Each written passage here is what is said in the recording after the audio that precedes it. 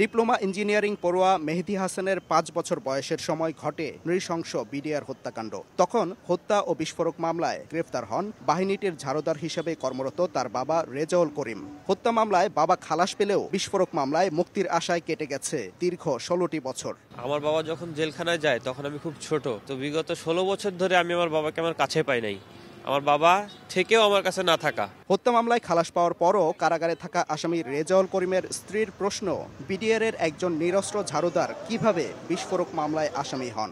একটা ঝাড়ুদার কিভাবে আসামি হতে পারে? তাদের একটা অস্ত্র ইস্যু নেই, তাদের একটা পোশাক ইস্যু নেই। ১৬ বছর ধরে যে আসামি হয়ে জেলখানাতে আছে, এর কারণটাই তো আমি জানি না। রোববার হত্যা মামলায় খালাস পাওয়া আসামিদের মুক্তির দাবিতে কেরানীগঞ্জ কেন্দ্রীয় কারাগার সংলগ্ন অস্থায়ী আদালতের সামনে মানববন্ধন করেন স্বজনরা।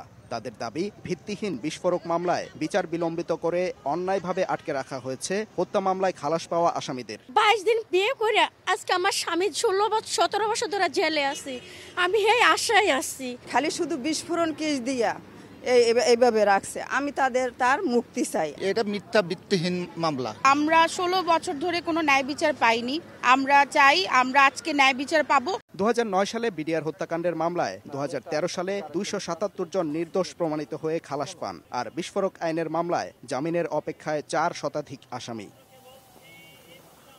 হত্যা মামলায় খালাস পাওয়ার পরও বিচার প্রক্রিয়ার দীর্ঘসূত্রতায় এখনও যেসব আসামি বিস্ফোরক আইনে দায়ের করা মামলায় বছরের পর বছর কারাভোগ করছেন, সেসব আসামিদের দ্রুত মুক্তি দিয়ে ন্যায় বিচার নিশ্চিতের দাবি স্বজনদের। সাদিকুর রহমান, সময় সংবাদ, ঢাকা।